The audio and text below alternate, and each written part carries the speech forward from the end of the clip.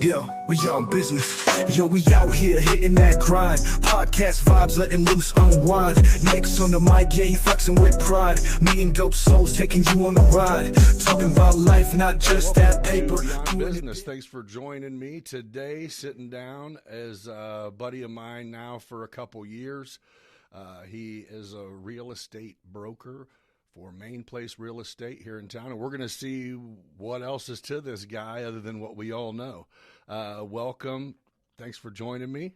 Chris Harrison, man. Thanks for having me, man. Yeah, man. I'm interested to see what this is all about. Beyond business. Yeah, it's a pleasure.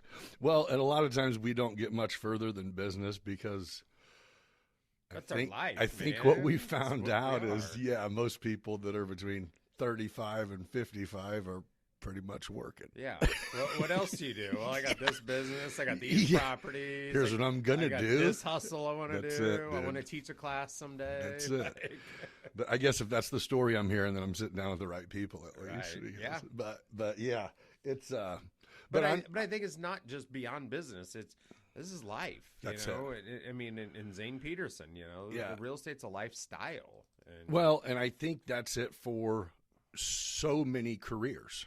Right. It's not necessarily just whatever you're involved in, whether you're an insurance agent or even if you're killing it on commissions at a car dealer, like whatever it is, you can't imagine doing more. Right. When you go, I can't put anything else on my plate. I'm like, then you're exactly where you're supposed to be, and you need one more thing.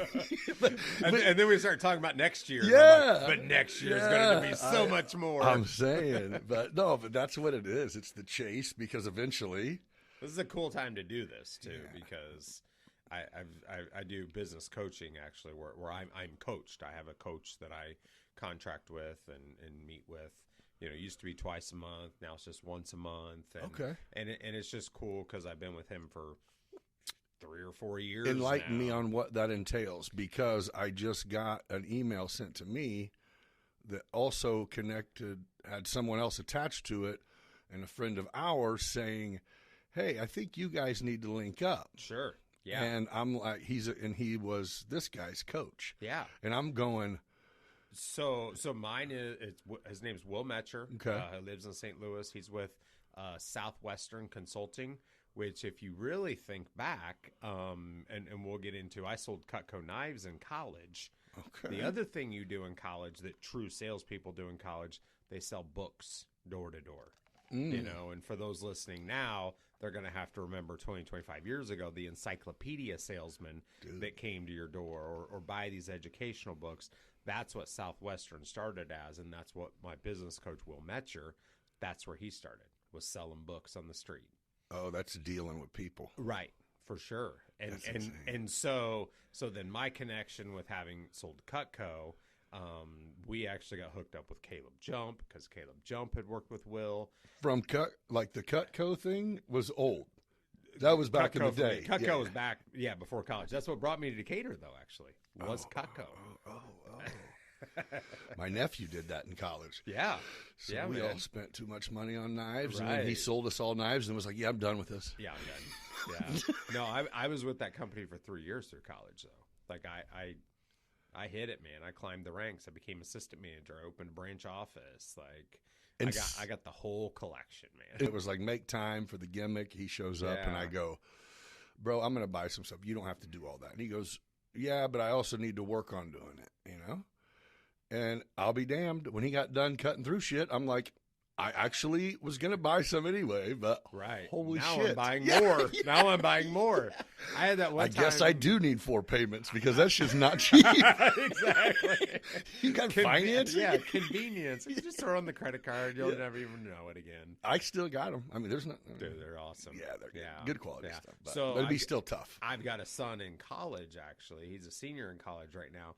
And last summer, he did sign up and do it. And he just sold to the quick, immediate family. And, of course, I bought some of his gifts and everything.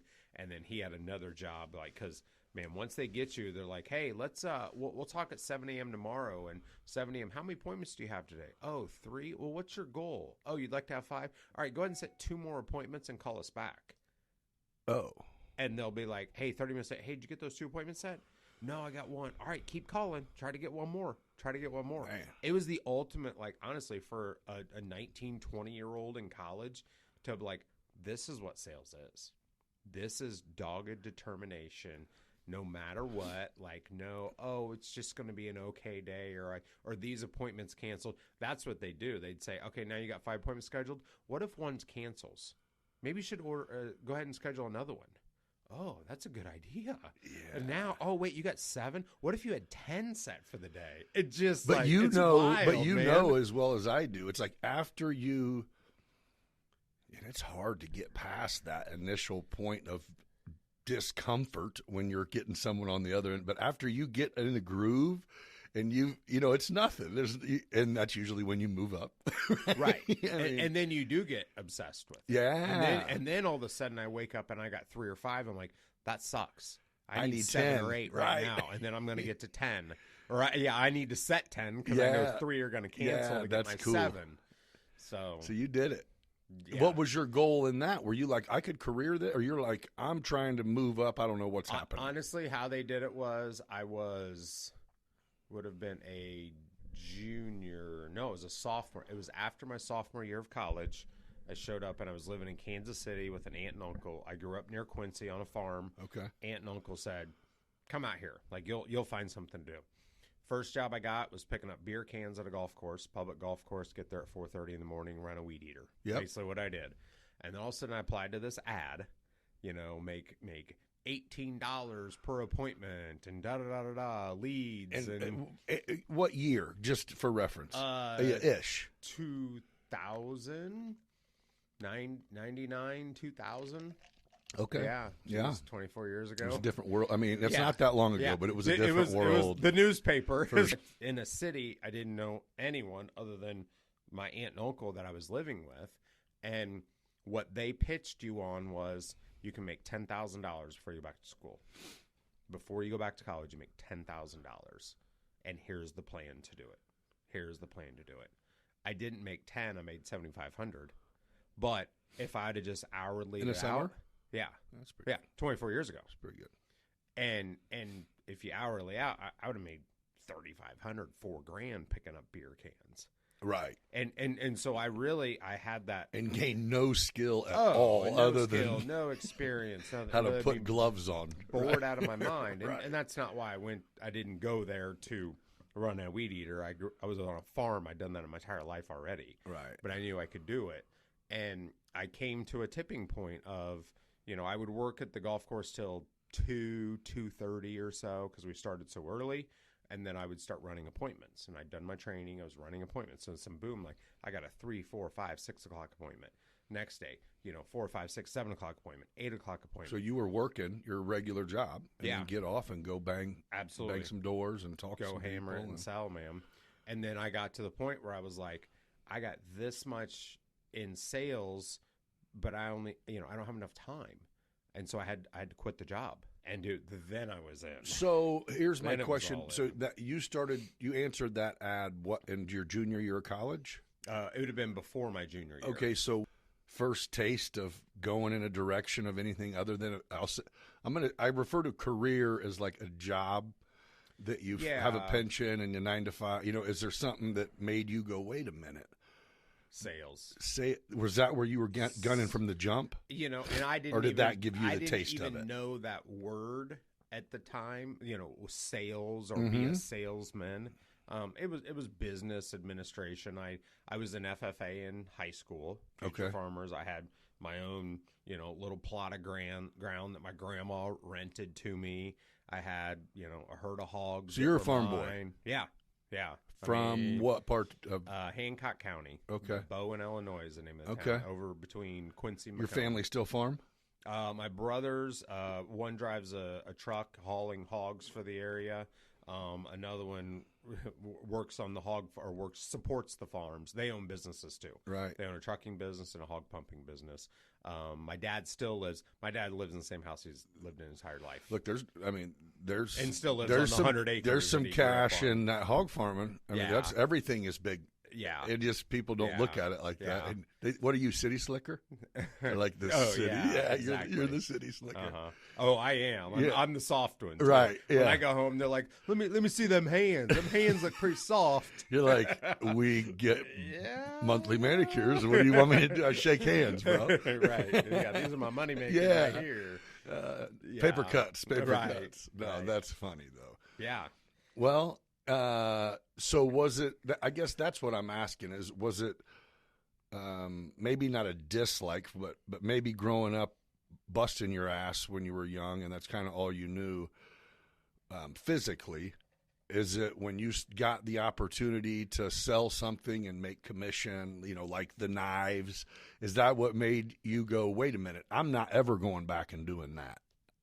I don't even think it was that. You were already. I don't think I ever, and I did end up doing jobs. In college I worked in a factory from 3 in the afternoon till 1 in the morning, and then actually I worked a little job at the banker in the more early morning too. I was always double jobbing. Okay. But it was always more about like I want to invest in something. Meaning I didn't want to just trade my hour for $1. And, well put. And that's what I give you an hour, you give me something back. But all I can do is give you more hours. Right. And eventually I run out of hours. So to me, it was always, whether it was the hogs or the crops or selling, it's how do I get more dollar for my time?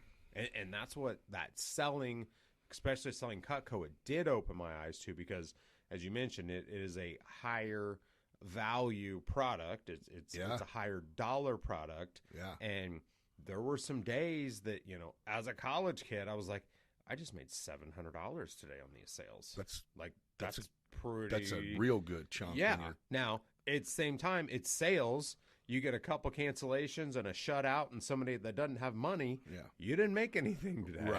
Right. But I guess I always just kind of naturally felt like, without even knowing it, you're gaining experience. Right. You could have been getting whatever it was, and $6.50 an hour to go flip burgers for 4 hours an evening, or you can go. I think it was like $8.50. I was running that weed eater. Right. Yeah, I get it, dude. You do Cutco through college. Yeah. So all the way through. I was in Kansas City. Did it there the first year. Next year they say, hey, come back and be an assistant manager. Help with training, help with recruiting. When you say come back, so when the school year started, the job was done.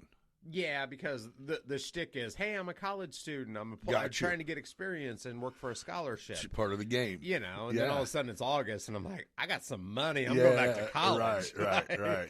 My junior year was a good year. Heck yeah, I'm loaded. I was loaded. I had a lot of money. And then you're a junior. I think the junior is like the peak of college too, because I went to a smaller school then. It was like, you know all the older people because you've been with them for 3 years. Right. All the new people coming in, they're like looking up to, oh, who are those guys? I want to go to that frat party. And it's like my junior year, was the peak party time, honestly. And you had cash. And I had cash. Yeah, you weren't broke, dude. And I was like starting to make calls. Seniority. I was selling that I would do like back to Christmas specials too. Oh. So all of a sudden, early November, I'm back on the phone again with a cell phone, like the first cell phone you could get. Okay. But I had to, where I went to college, cell service wasn't great. So I had to go to the downtown area of Canton, Missouri, to be able to make my sales calls to my people back in Kansas City. So the phone call would go through? Yeah. Be like, hey, Mrs. Boys, this is Chris. I'm in college. Did you still want that 8-pack of steak knives for your brother-in-law? And it's like matter of fact, I did. I did. Good thing. Boom. Let me write that up for you. And then again, that's just the power of boys, you slept on the couch. I went downtown and just made some money on the phone. That's just different people. You are aware of this by now, right? Yeah. It really, I mean, no, and I don't even mean that shitty. There's just some people who go, I mean, I got really good friends, even family, who they're getting within the 10-ish year range to where they can retire at the earliest possible age. You know what I mean? And it's like, then what are you going to do? What's the idea? And they're like, nothing at all. And I'm like, what? At 55? Right. Like, are you Right, kidding me? Now right. it's time to open up that diner Right. or whatever the hell you wanted to Right, do to yeah. make just break even, maybe make a few bucks or Right, whatever, have you some know. fun And it's like, yeah. oh no, we're different. I can't wait to do nothing. Like, you're wired up, and I'm going, okay, well, I guess sometimes the gift is the curse, because I wish I had that. You know what I mean? There's a Right. point in time where I wish Right. I could go. It's the weekend. Yeah, yeah. Let's treat it like the weekend. weekend. It's like, well, you better go out of town then. I got people right now saying, "Well, I won't be back for 11 days." Right. Are you kidding me? Like, Right. after the first of the year? Nope, I am out. Yeah. Like, I'd be so bored. Yeah. Like, well, I'd go do something. I'd go start a business. Is what I'd Right, do. right. I like to sometimes go broke and make it so when you go back, you're even hungrier and you get better. Like, that's what's made me go do better and better. Is every time shit was looking good and then it got bad, and I hit it hard, it would be like, well, let me just keep hitting it hard. Right. You know what I mean? Right. It like produces the new norm, and it works. Well, and I think another analogy too is of when you're in the hole, they say stop digging. When you're in the hole, stop digging. Shit. At the same time, yeah, stop digging down right, and right. start digging that way. Right, we're and just gonna that make this way. hole bigger. We'll but just it's- make that's the truth. Make the hole bigger. Like, let's slope the slides a little Yeah, bit, so no, for we can real. all get out of here, and others will come in with us. No, that's cool. Well, and I mean, going all the way fast forwarding up till today, it's almost like the best way that you can make more value with your time is having people who do what you do for you while you're doing what you do. And you seem like you've pretty much just mastered that, because it seems like you guys got a bunch of agents, a bunch of signs, and a bunch of yards. You're doing, you know what I mean? Your presence is there, and you seem to keep a pretty good wrangle. I don't really know if there is I know there's a seniority thing, but I don't know how it works. I really don't know. Like, is everyone that works for Main Place, if they sell a house, do you get a piece? So I don't mean to pry, but you know what I'm saying. Let's open this up and then decide how much of this we want to let out. Okay. Is that cool? Yeah, for sure. Because I want to see if I can synopsis this. So Zane and I started Main Place Real Estate. Yeah. The brand, the logo, the signage, the color green, 6 years ago. Okay. And we partnered with Main Place Properties.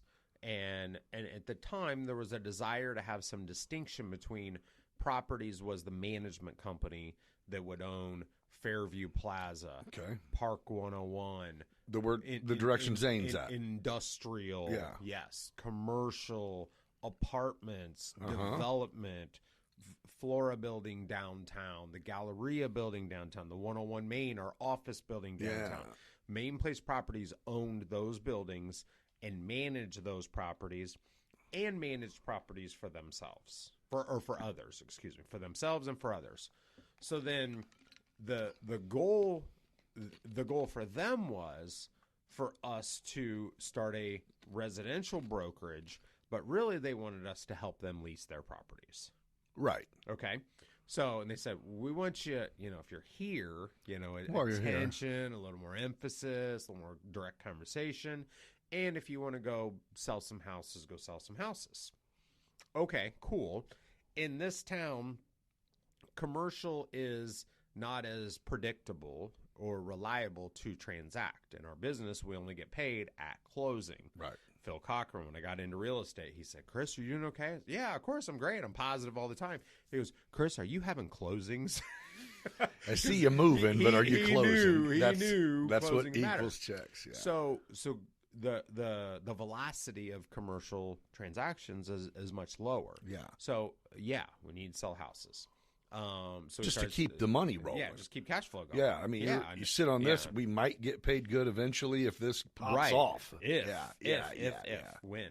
So then we basically built Main Place Real Estate initially as a support system for Chris and Zane. Understood. It was like, okay, now we need an office manager. Well, now we need somebody to go take the pictures of the houses. Now we need somebody to answer the phones for us and help administer our websites. And so those duties just kind of started growing and growing and growing. that supported us.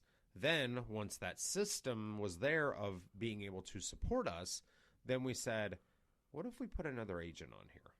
Could this system support that other agent? Yeah, sure. What if we put 2 agents on? Yep. 3, 4, 5. Yep, we're good. So we got the system that can support these agents. So then we really start fine-tuning the system. This is about the time then that I say, hey, I want to focus on residential because we're chasing 2 rabbits here with commercial and residential. Oh yeah, you're both trying to work here and both trying to work here. Correct. And back up real quick. Yeah. Not to interrupt, Yeah. but whenever you and Zane decided that Main Place Real Estate had to be a thing as a support system, and you needed the team, you needed to start building. But before that, you did it. Did you guys initially? Did you start with a team, or was it like, no, we sold a couple spots and then decided we could have someone come take our pictures and answer the phones? You know what I mean? Yeah, no, we did it. We did it. Yeah. Because we were at Brinkotter for 5 years. I was at Brinkotter for 5 years. Oh, so you had your feet dug in already. I started with an empty desk and business cards. Okay. And then So you had some experience. You knew exactly what you were doing. It was just a matter of now, how do we do this on our own? Right. Yeah, because we had partnered together there, and we were doing commercial and we were doing houses. Okay. And, we had a great support system at Brinkotter. But you and Zane had to kill it for a year or so, or some time at least, to make it so the plan could. Yes. Yeah. I dig it. And honestly, to be able to have the cash to build this. Right. Because now we built It all this support goes- system that doesn't make money. It just supports. It just helps us make money. So it is still a cost line. Yeah. But yeah, so you're going, I bring another agent on, and if they're hungry. So I guess so there's a question for you is, at this point, when someone gets their, what's it called to be able to sell houses? License. Just real estate license? Real estate license, Okay, yes. so if I get my real estate license and come in and say, hey, I got this, do you go, okay, well, then you can have a job? I mean, or do you actually go, all right, we're going to talk, and I'm going to see if this son of a gun's on fire, Right. or if they are just trying to sell their mom's house? When I went through a phase of, and it was a phase because it was about 4 months of like, okay, now I've got the system. Now I think I can scale this system. Right. I think I've got 5 or 6 people on there. I bet it can handle 15. Right. Okay. So now I said, now I need more. I want more. I'm investing here, but I need, newly licensed agents to come in and to sell houses. I want to supply some empty desks and business cards for some people. Correct. Yeah. And then I'm going to support with my system. So so that's then the process of that's how you grow and scale is you have this system here that supports more people. So whenever there's a property sold, does everyone kick back towards the system? Yes. You know what I mean? Yeah, Obviously, yeah. like Okay. you said, it's not a free system, but it Right. works. So now an agent comes in, newly licensed. We give them the training. We give them the forms. We give them the systems, the CRM, the leads. Your phone is ringing. And they already know what they're doing, right? Or not? No, they just no, are educated. A That's lot it. of They what have their we've license. brought in. No, they've passed a licensing That's test. it. They've not been taught how to sell real estate. Total, just like anything, the education is totally different than what Correct. really needs to happen. Correct. Gotcha. Yes. Okay. Yes. So that comes in. Now when they sell something, they make their percentage, and a percentage comes back to the house to cover the overhead. Well, and that's the perk of the sign in the yard and the phones blowing Absolutely. up and the website, the Yeah. pictures, Yeah. who are you going to call at 9 o'clock at night when you got a question? I bet a lot of realtors that are just agents. I mean, I'm guessing like you were at Brinkotter, they did the same in their own thing. They don't even realize the stuff that goes in behind being able to grab a sign and throw it in that yard. You know what I mean? It's just like, hey, man, Yeah. this is the part. This is Or the part. Or they don't pick up the sign and bring it back, and It's then like, now 6 months later, I'm it's there. ordering 25 more signs that It's just money, bro. $100 a piece, Yeah. and yeah, Yeah, it's easy to not know what's going on. right, You know? But it's so what I've found is I'm here to teach people how to sell houses, and how you sell houses is you build relationships with people. Yeah. You talk to people. Just how I sold knives. I knew who liked to cook. I knew who was home. I knew who entertained. I knew, who just had money and wanted nice things. And around here, you have your ear to the ground to see who's going to be moving, relocating, downsizing, upgrading, just to be able to reach out. Not even an ear to the ground. I'm just talking to people. I'm just friends with people. Yeah. And so yes, it is. Well, it just so happens if your reputation is selling houses, then you will get brought up in conversations. Right.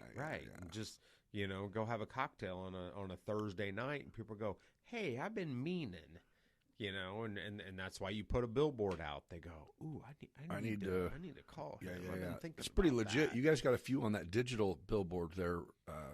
Don't you have a few people popped up?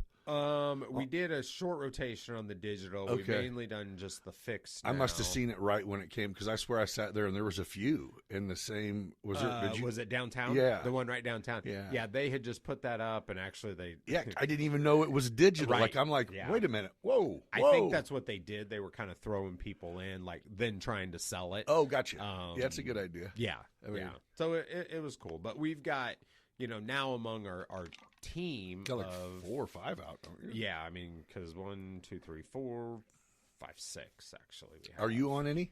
Yeah, I'm on the one right behind Miles Chevrolet. Oh, yep. You sure are. Yep, That's right. And what's really cool, honestly, is you just change it every 4 to 6 months, and it looks totally different.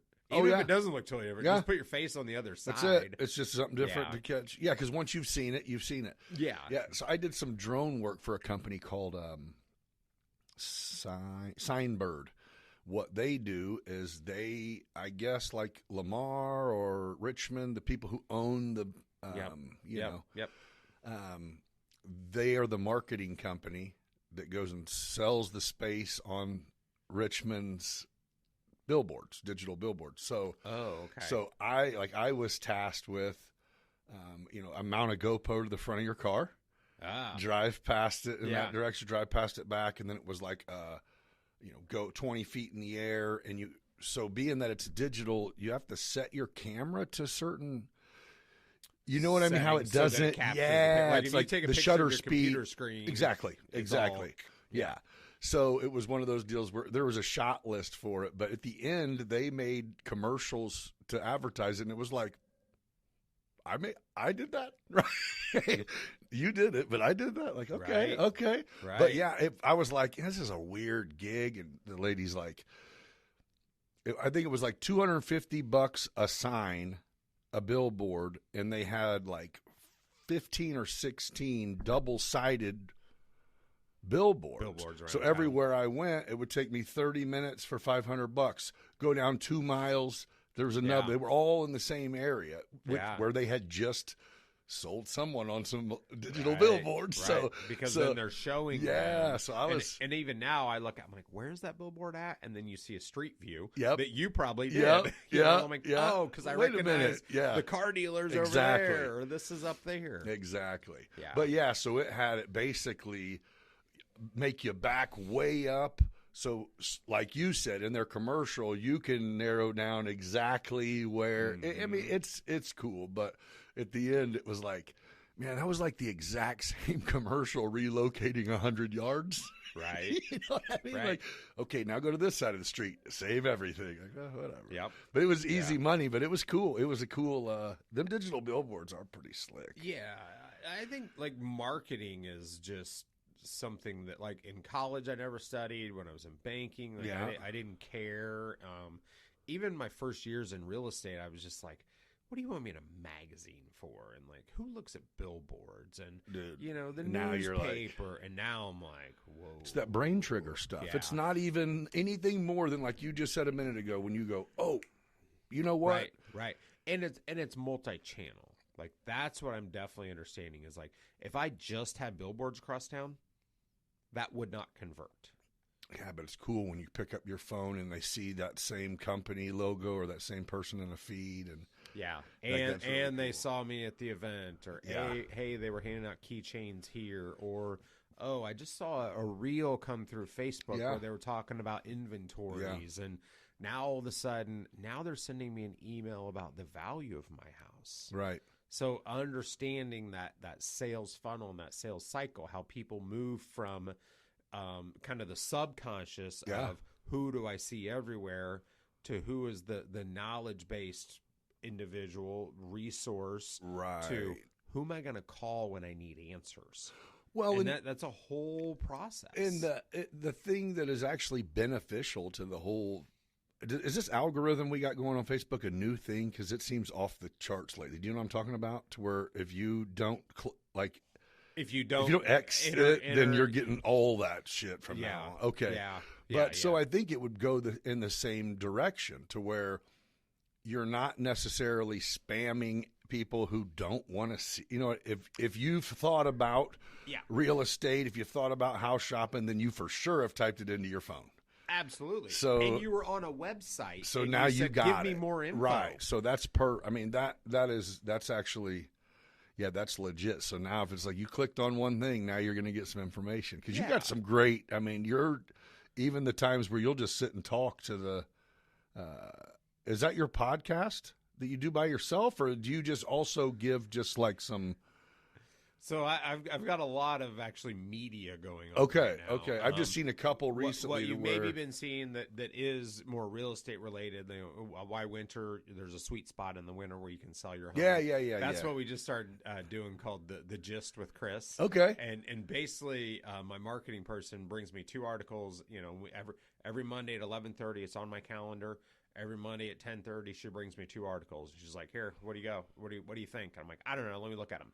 So I'll read through them, and they're pretty easy. I mean, they're like 1-page articles with a couple graphics, but like kind of the gist is, you know, the winter can be a sweet spot of when to sell your home because everybody takes their home off the market. So I take this article and then I kind of read it and then I go, all right, let's roll. Just go. And I just talk. And for how long?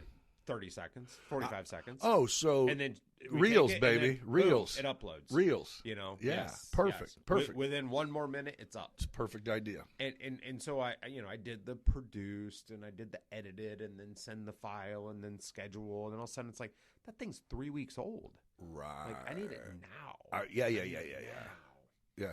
That's well, yeah, and it makes it so.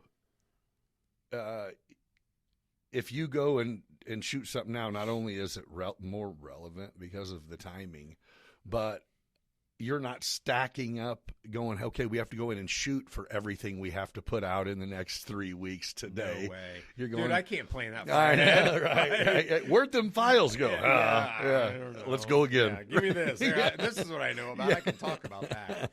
So I do that, and then I do have a more formal podcast. It's called the Main Points Podcast. Yes. I've seen it. I've seen that too. Yes. So we had really our what I'll call season 1A came out this year because I did it last year actually more informally with Justin Taylor, just camera, some lighting. We literally like the day before would be like, who are we filming tomorrow? Are we filming tomorrow? I don't know. Maybe not. Maybe next week. Let's see what happens. Yeah, let's see what happens. So it was cool though. We had a great experience. Now I've got a system where like I'm booked out for 6 weeks. Perfect. I know who I'm talking to.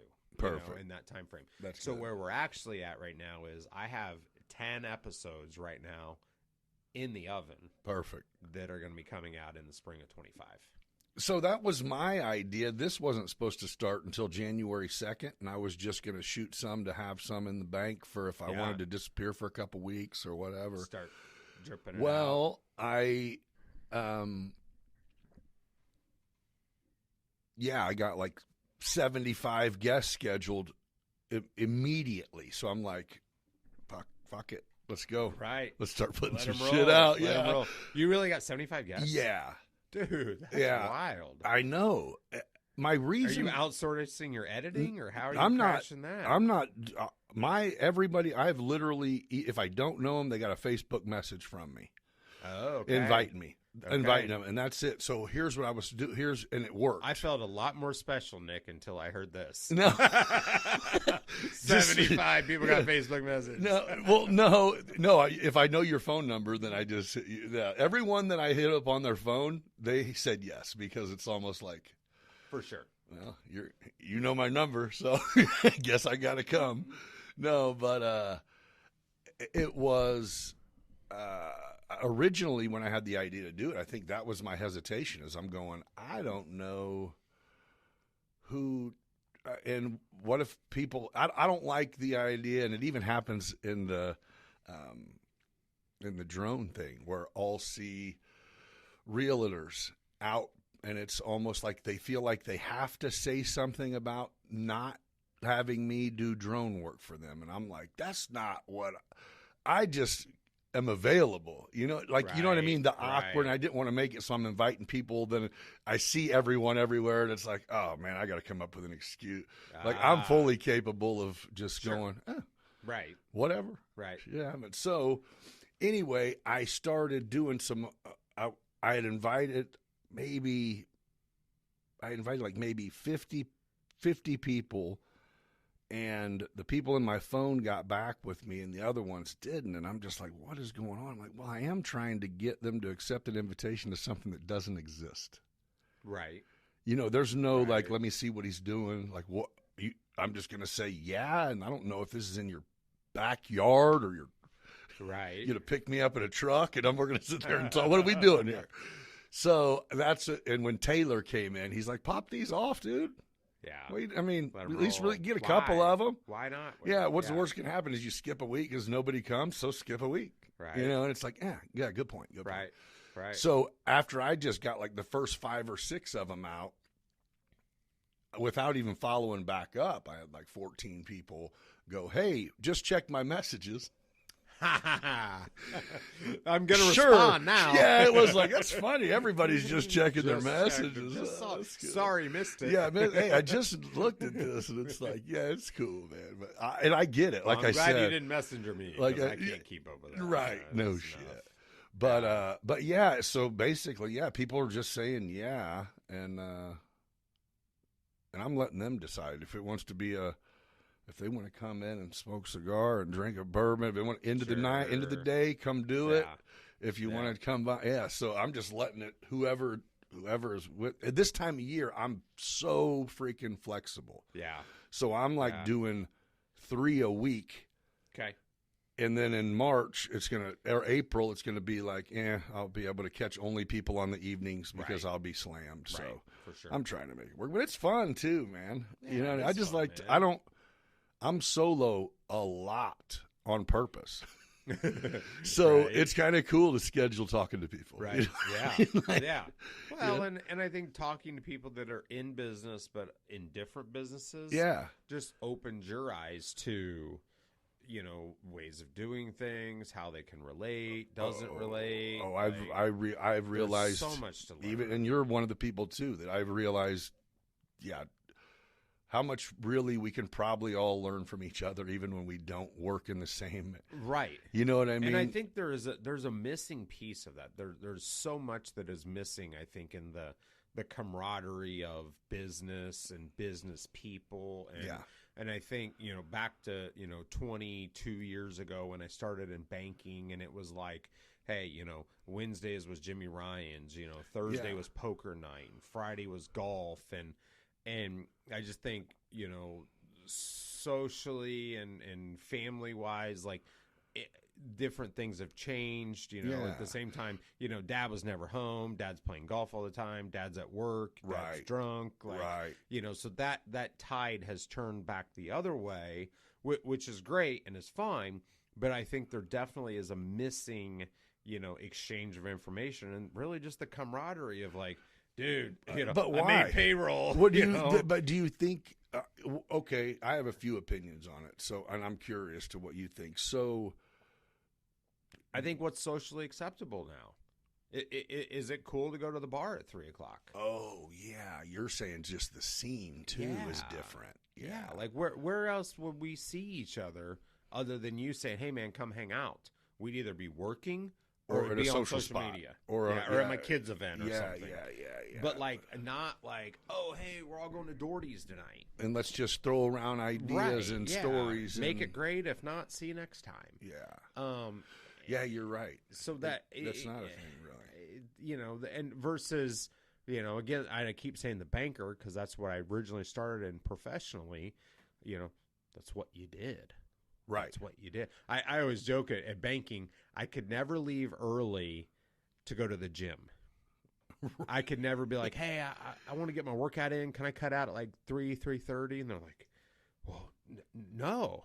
So then I start figuring out, If I go to the bar. I'm going to the bar to meet so-and-so. They're like, cool, make sure you write it off. Yeah, no shit. And then I started realizing, like, wait a minute, I'm meeting people at the gym, too. Like, Right, yeah, the people that I should be talking to are at the gym, not the guy at the bar all Right, the time. no kidding, yeah. If he's there at 1:30 every day. Right, yeah. Yeah.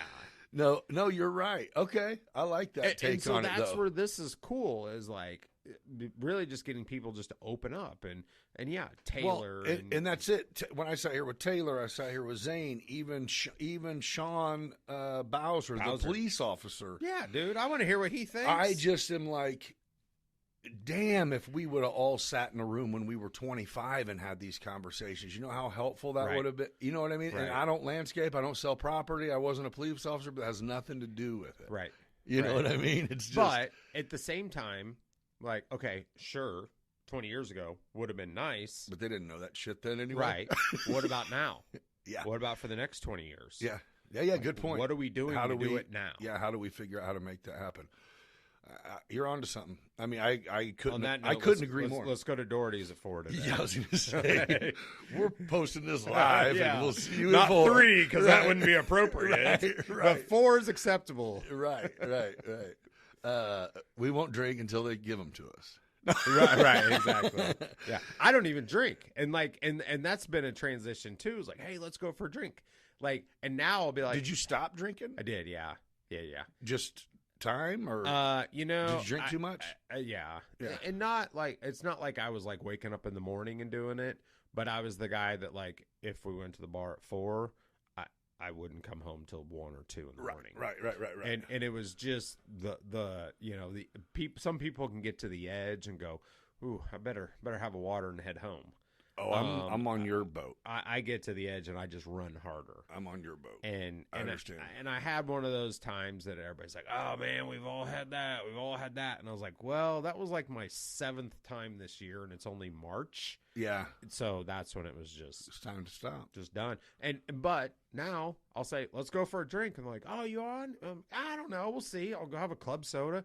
I've had a drink. I had a bourbon when So the it's Chiefs won the whatever. Super Bowl. Like, you know, but like, I'm not going to have 3 beers. That's for sure. Right. Because I don't want that. It's Yeah. not, beer's not going to do it. Right. Yeah. Bourbon, though. I look feel out. you. So, Well, but no, that's good. I mean, it's just powerful to be able to make the call and just say, hey, whatever it Yeah. is, it's but it affected things. that's it. It affected things socially. Yeah. Now I'm not going to the bourbon tasting at the Decatur Club. Oh, You know? you're saying it affected it in a negative light to where Like you're not going to socially. social events that you literally would go to. Just because I got out of that routine of like, Yeah. nah, I don't want to go to the, you know, Right. no, I don't. And especially that first year, like I really was careful about, like, I didn't How know. long have you been sober? 2.5 years. Oh. Yeah, just 2.5. Oh, well, no, I mean, that's not just 2.5. Hell, that's, then, yeah, your life is different. Like, you're not struggling now. No. And It's I just don't, not the same. I never really did struggle either. Right. Like it was, there were some mental tricks. There were some social tricks that I had to work around. I did a lot of cranberry and Sprite. You know, I got Just into to- just straight Bloody Mary, Yeah. Bloody Mary mix. Yep. You know, just extra hot. Like I did things like that to be like, this is my cocktail. Right. I make them on the rocks, you know, That's and great. keep refilling Yeah, it and yeah. stir it. And because just socially, like that was the other thing too. Like I couldn't just go to an event and just stand there. I mean, Yeah. I went to an event last night. I bet I had 7 Diet Cokes. Right. I'm just hammering Right. Diet Cokes. Just, you know, It's just what you do. better than bourbon. Foot though. of, yeah. So No, good for you. I mean, yeah. like I said, and there is a whole lot of people who can do like you just said. They can go to the bar at 5, do some great things, maybe have some great conversations, head home, and catch dinner with the family. But I'm not. I choose when I drink now because I already know. Right. You know what I mean? Like same deal. Like I can't. Yeah. If I got something to do anytime this week. in the next 3 days. Isn't that weird Nope, too? not one. Like all it used to be, like I could go till 1 a.m. and be up at 5. Oh, dude. Be on a roof at 6. God. Now it's like, They just man, I'm not doing nothing this weekend. I watched Thursday Night Football and had some drinks. It's like it's Sunday. I know. And I feel just, normal again. Again, the value of my time is, it was Yep. there were the value of my time and the wasted time, the hungover time the next day. Yeah, lack of productivity. That's Like, the in my hardest pill to business, swallow, like, how too. Sickening is that? Especially when it's just you. You're driving in your Right. car going, you Right. fucking idiot. What are you doing with yourself? Right. Yeah. And honestly, my kids were reaching a pivotal age too. So they would have been 13 and 15 or 12 and 14. Yeah. They're paying attention. We were boating a lot. Uh-huh. So this was COVID. Uh-huh. We became COVID boaters. And so we were just getting wrecked every day. That was popular. And it was just like, now all of a sudden my son's driving the boat home because I'm too wrecked. Yeah. And that was just like, that's not good. Like, what am I teaching them? And now, when you're 14 and 15 and 16 and you're on the lake and it's like, oh, This is you're when we 16, drink. Go ahead and have a beer. No problem. And so, and I'm not an anti, my kids are going to I want them to experience. Well, like in you a said, safe I'm not way. never drinking again. I just Right. needed to not drink. Right. Shit was Right. getting out of control. And I man. just want them to see that that is not a way of life, and that obviously they've seen the negative consequences of it. But for them to be able to see that you can get away from that negative consequence, and now I can truly go, see all that dumb shit I did? Yeah. You're gonna do dumb shit too, and that dumb shit is enabled more by alcohol, Right. Yeah. along with many other things. Yeah, but there's nothing like that. When you're younger and you wake up and go, oh man, who'd I call? Who'd I? Right. It's well, good for you, bro. I mean, Yeah, but it kind of comes with having your shit together, but I still like to commend you for it because hey, it's I'm not that you were even there, but man, alcoholism and addiction, it's a real deal. It is. It's a real for sickness, sure is. a real thing. So whether it had a hold of you enough or not, at least it don't. I'm just thankful that I was able to just, quite honestly, just kind of easily quit. I Good. really just kind of made the decision. Yeah. And it was time. When you can look around your house and see reasons to do it, that helps too. You know what I mean? You got your kids Right. and your wife and your Yep. So Yep, good. absolutely. But I'm sure them boating times and COVID were money Dude, too. we had right? some great times. Everybody gained 20 pounds Oh, in, my in gosh. alcohol addiction. Dude, the lake was wild. People didn't have boats; they were out there just floating. Yeah, It was wild. Yep, no one's checking stickers. No, exactly. That's great. Yeah, man. Well, good for you, dude. So, what is your wife? Does she work? Yeah, she works at St. Teresa High School. Okay, yeah. My kids are sophomore and senior there, and so she's there. They all get to pop in once in a while, and she knows who the kids are, and the kids know who she is. Okay, So, okay. which is actually interesting because when I was growing up, I had two younger brothers on the farm, and so what most people did when they needed money and had a bunch of kids was they became a babysitter. So my mom was the babysitter. Yeah. For the teachers and whoever. But then when my youngers went to school, she went to work at the school, which was literally across the cornfield from my house. Right. You could Right. see it. You Right. go out this way to get to it. So then she was a school cook with the school there for 20 plus years after that. But it was she's listening during the food line. She knows who got in trouble earlier. Yeah. She knows the principal came in to vent and be like, you wouldn't believe what just happened. She knew what was going on. And so really Debbie's kind of in that same position now. Right. Which is good and Stay timely. close to the kids. Yeah. She was home for the when I got into real estate. She was in banking in a real estate title company. Okay. Then when I got into real estate, then we were both busy. Right. And literally there was one night I was home. It was 9:00 at night. This before kids? No, when we had our kids. Oh, okay. Our kids were kindergarten age. Oh. And I was 9:00 at night emailing her. she's at the office. And I always say, I got no idea where my kids were at that time. we lived in the West End, and we had like awesome neighbors. Right. Like, so they Anybody were somewhere. see these little people that live here? Where's the Harrisons at? Yeah. So once real estate started popping, she started staying home and Right. basically just keeping the kids where they need to be and in line and all that. Right. So Right. Yeah. So you have one in college too, you said? Yep. Yeah. Yep. So and she He's right now in Columbia, South Carolina. He's going to University of South Carolina. Okay. Gamecocks. Okay. He has does he love it? last year he stormed the field when they beat a number 1 team. Oh yeah. He's been to Clemson 2 years ago, stormed the field there. Memories, baby. Stormed the basketball court, I think, last year. Again, this year was on the field for like one of his last home games. He was there on the field, because I don't remember who they beat, but cops were like multiply telling him, like, get out of here. It's time to go. And I'm like, hell yeah, dude. Like, keep taking pictures. Yeah. So he's definitely living the life. College SEC experience. What's his plans whenever he gets done in school? Logistics and supply chain management. He has a job with GXO Logistics, Okay. which is a third party warehouse manager, basically.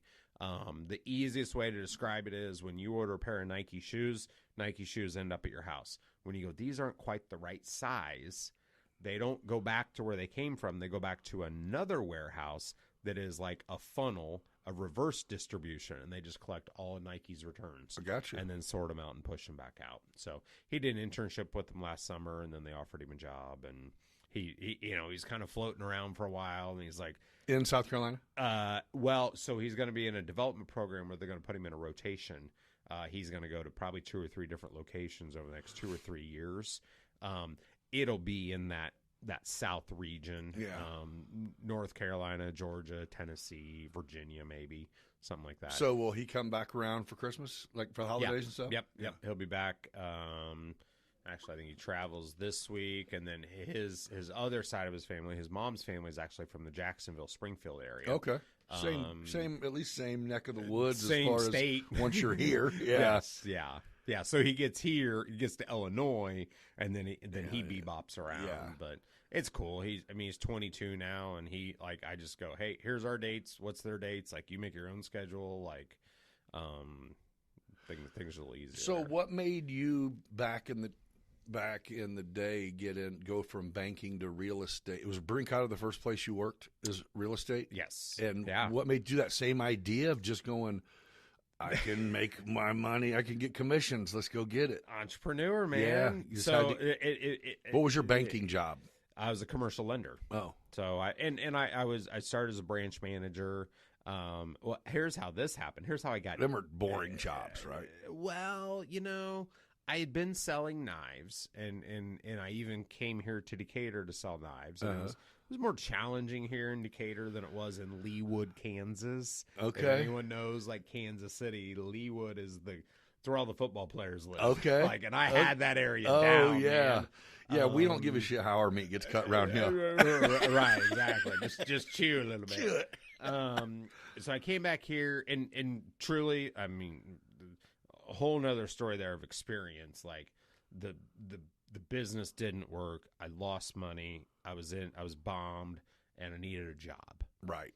And because you were all in on Cutco. Hell yeah, I was. It failed. I graduated. And you failed. So I you felt like you graduated failed. college, and I had $15,000 I poured into marketing. Yeah. Cutco in Decatur.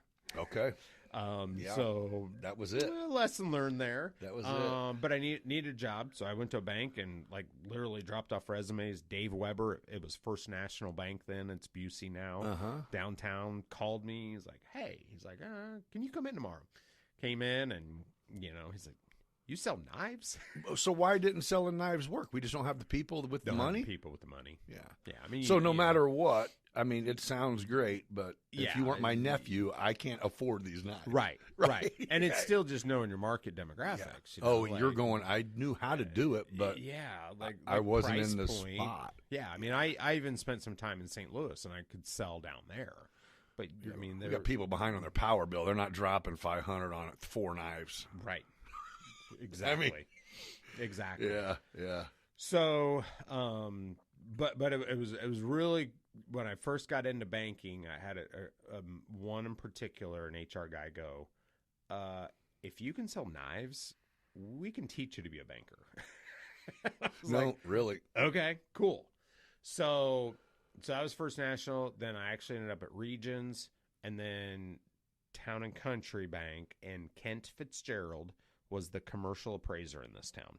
He had So you went to a few. You were at the bank for a little while. 11 years. 11 years I was in banking. Oh shit! I was two at First National, local BUC now. 2 there. Regions Bank called me looking for a commercial relationship manager. Mm-hmm. And I've always said that the higher value something you sell, the more money you make. If I sell shoes or a cell phone, I make this much money. If I sell a car or a house, I make this much money. Mm-hmm. If I sell, my brother-in-law Chip Martin sells power, gas to energy companies, it's worth this much. Yeah. He makes a lot more money. Right. So when I heard commercial, I knew I wanted to be in commercial because I knew there were more dollars there. Mm-hmm. I knew I'd be selling a higher value product. So I moved to Regions, do that, got my MBA through the financial crisis, the 2008 and 9 financial crisis. I was getting my MBA at Milliken as Bear Stearns is collapsing. Oh shit! So I'm all in on the Wall Street Journal at that time. Yeah. Big bankers getting the Wall Street, and there's this financial crisis going on. I'm like, what a time to be alive educationally. Right. Which, have you ever seen the movie The Big Short? No. Dude, Must see. it is the documentary of the 2008 financial crisis. Oh, I haven't seen it. I want to see it. The mortgage meltdown and I'd like to. the CDOs collapsing and everything. Yeah. And it's entertaining. Yeah, especially since we were in it. So entertaining. Right. Yeah, we all had We were there. had a little mortgage or had some part of that. So Yeah. So you became a commercial banker. Yep. Which is a lender and deposit manager, so cash manager. So it was going to a business, I don't want to name businesses, Right. but nice big businesses, big plumbing companies. Wasn't saying, hey, you need a line of credit? Industrial contractors, or most of them already had relationships anyway. But Yeah. it was like, oh, you're looking to expand your warehouse? Oh, okay. What would that cost? And what's that? What's the capital outlay look like? Or do you need an operating line of credit? Looks like you've got $500,000 in receivables, but you also got 300 in payables. Let's if help we give you a $200,000 or $300,000 line, And as a banker, do you get a salary or are there? Yeah. Okay, Yeah, so you just have to do your job. I mean, Yeah. you're not selling anything. You're just trying to provide them with what Right. they need to do what they're doing. Right. Yeah, okay. So now that there were some sales components there, because then they started saying, how much new net income can you produce? So if I do a loan, what's our spread on that loan? Okay. Yeah. Versus how many deposits do they have? So if you've got $100,000 in your checking account or operating accounts on a flow, and you've got $1 million in loans, well, I'm not paying you any money on your checking account, Right. but yet I'm collecting interest on your loan. So I've got $100,000 of no cost that I can loan out to you. So you're going to get Gotcha. a better rate. But that extra $900,000 I'm going to loan to you, I got to go take from other deposits or CDs or investments that have a higher cost of funds to them. So they calculated all that to go, okay, now we'd like to see you produce, $150,000 of new net interest revenue. Then the other thing they'd say is, oh, you found somebody that has $1 million of deposits. Well, we could take that $1 million of deposits and loan it over here. We know you don't have the loan, but somebody else has a loan for $1 million, and we'll give you this much credit. Oh, there's for a little those more to it than deposits I you thought. brought in. Yeah. So then, yeah, I did have sales goals, and So you were still learning then. dude, I hit some cool challenges, and I actually went through Imagine 21 and Imagine 21 was a Lou Tice Caterpillar was doing it probably 15, 16, 18 years ago. And it was all about opening up your visionary paths. And so if you say, I want to make $1 million 3 years from now, and somebody's go, how are you going to do that? You go, I don't know, man. Like, I'm just going to put it out there, and like, eventually paths will open, and then I'll remember that was my goal, and I should probably go down that path because it could get me to where I want to go. Right. And I swear, so I set this goal for 3 years to hit 6 figures. Oh, this really happened to This you. really happened to me. Okay. Like, so after going through this, I Right. had these note cards I carried in my pocket. I still Even have when these you note just said it, cards. I'm going, Dude, I'm telling you. You're like- I'm making 55, 60. Right. And I want to make 6 figures. I want to make 6 figures. And I need to, I'll find, dude, I know exactly where the cards are in my garage. That's hilarious. That I carried around and said, in 3 years, this is my goal to make 6 figures.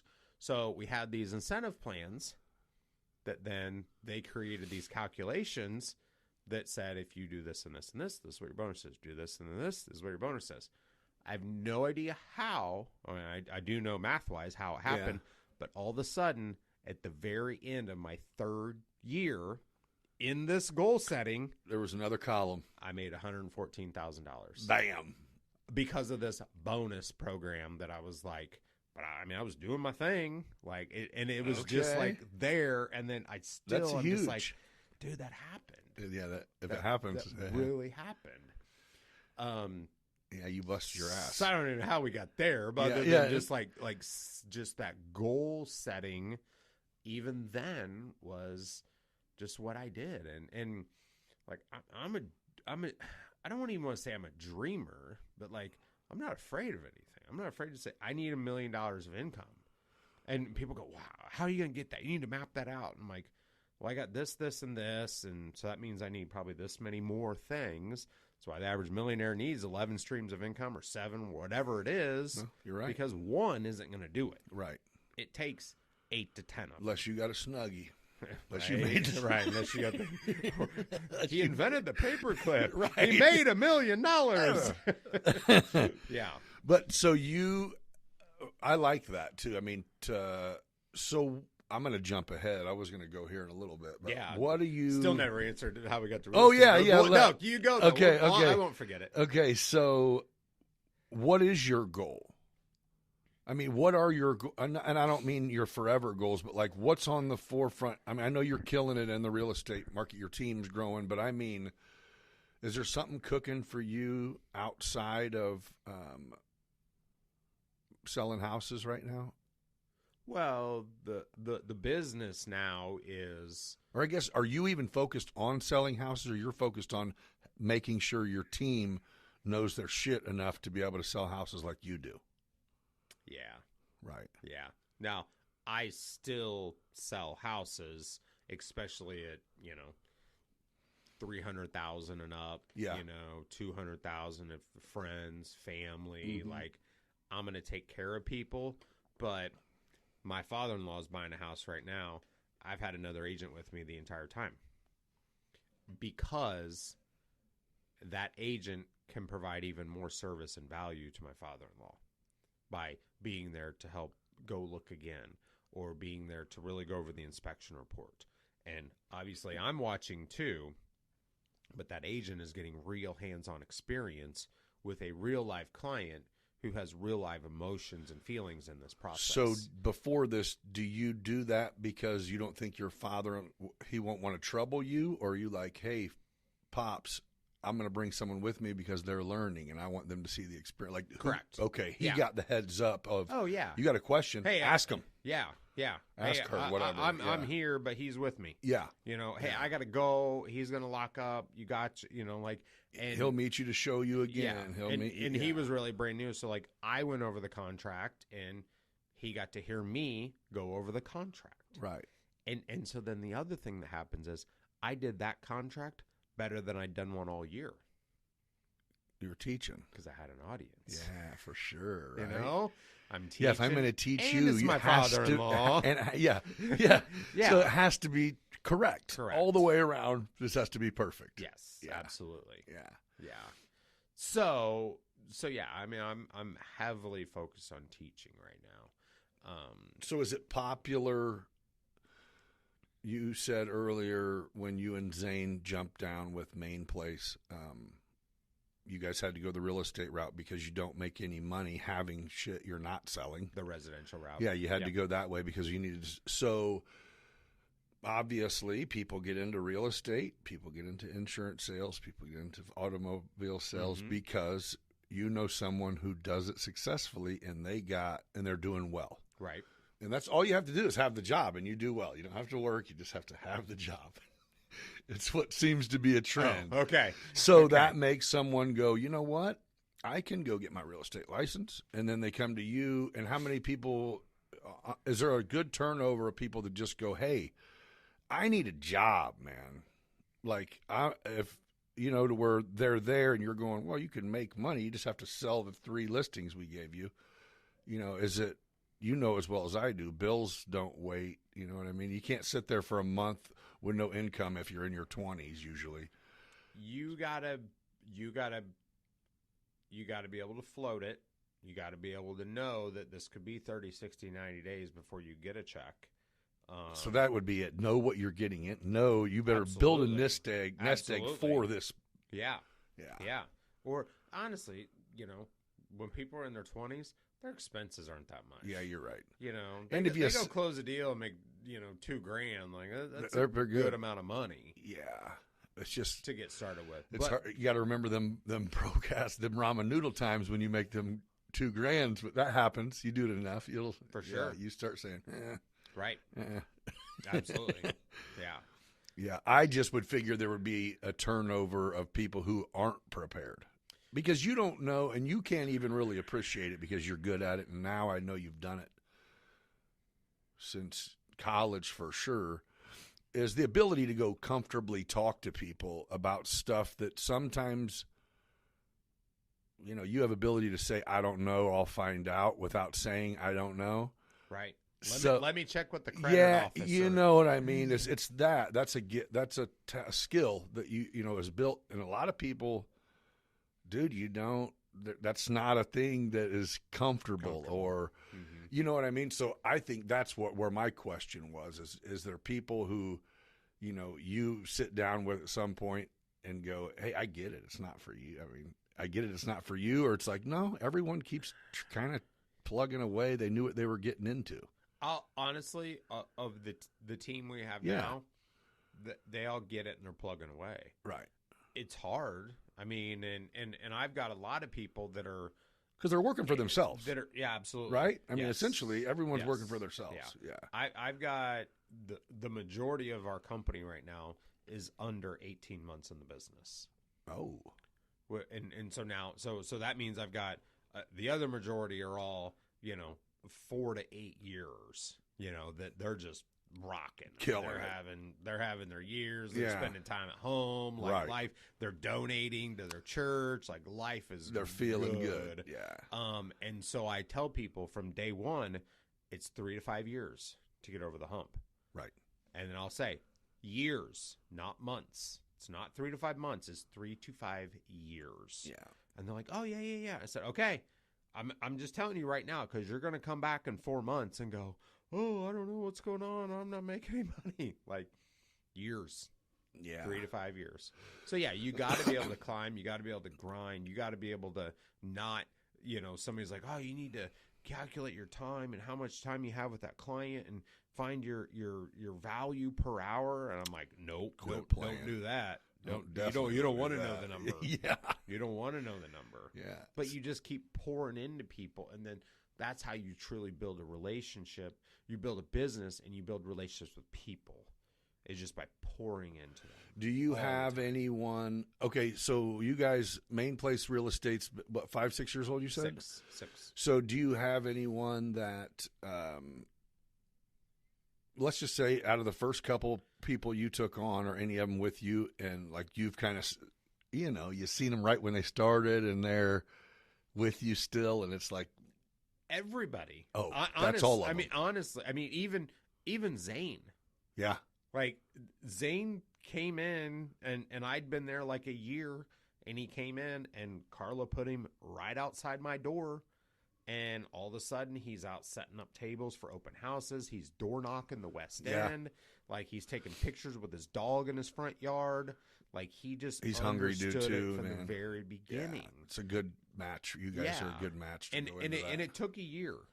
It took a year of of us kind of being around and me watching and honestly my business growing. And then it was one night he came in, he's like, if there's ever anything I can help with, just let me know.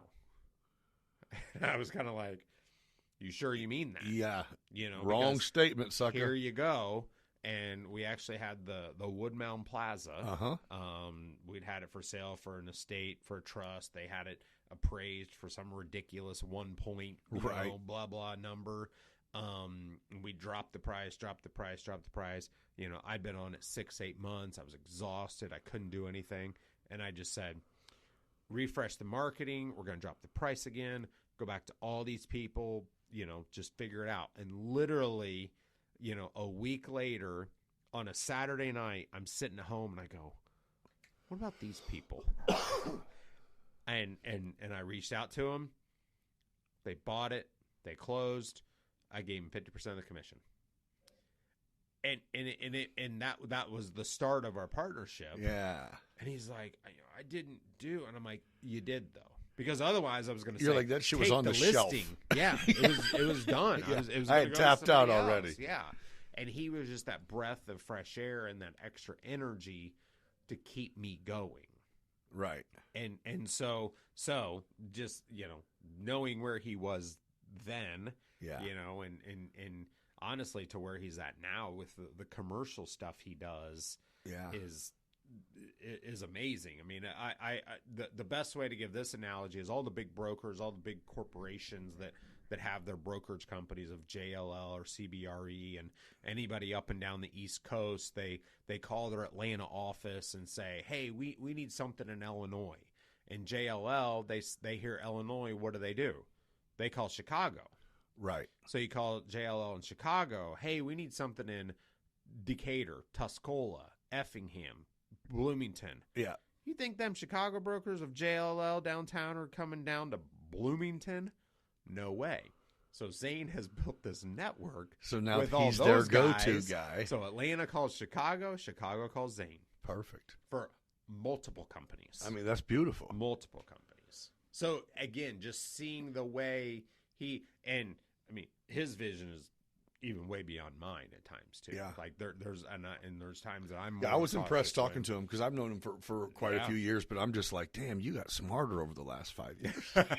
Didn't we all though? You know, but I like, you dug in. Okay, Yeah. fair enough. He dug in. Or he became a specialist in something. he you know dug what I in, mean? To you where know? listening to him, it was like, you do make sense, but you just went right over my head there, buddy. and he knows it, you know, and the Good for you 10,000 guys, hours to be an expert too, Yeah. you know, like, yeah. dude, we're pushing 20,000 hours, you know, 10 years in the Right. business. I guarantee, and the way we work, the way he works, like, Yeah, you guys put like, in that work. it's just, and I don't have a billboard to say I work harder.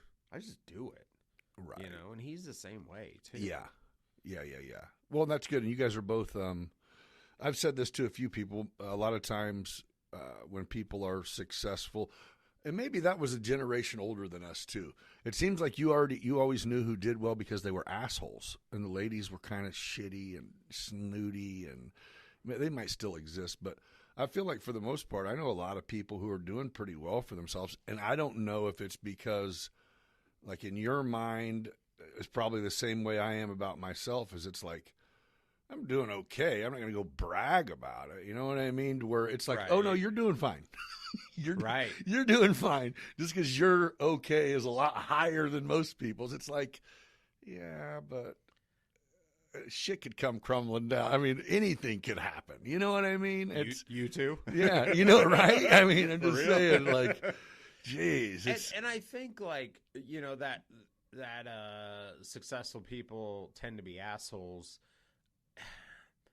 I think that's more of a perception and probably even more of a fear. Oh, you don't think that's even for real? I don't. Okay. Because especially the people that came that built up from nothing. Like, Oh, really yeah. built it on their own. Yeah. Like, those are the ones, and I saw Taylor Dietz last night. He's Yeah. like, a lot of people, man. A lot of people helped over the years. A lot of people help. A lot Yeah. of people help. And so people that got to where they did, obviously with help and advice and pats on the backs and kicks Yeah. on the ass and, all those things, they start to realize I'm the one that needs to be the one helping somebody else. That's right. Helping somebody else. So I think See, now to me, that is a new thing. I mean, maybe again, we just don't. I don't, and I think it's even from my years in banking, like seeing people and the expectation of like, "Ooh, you better watch it. He's an asshole."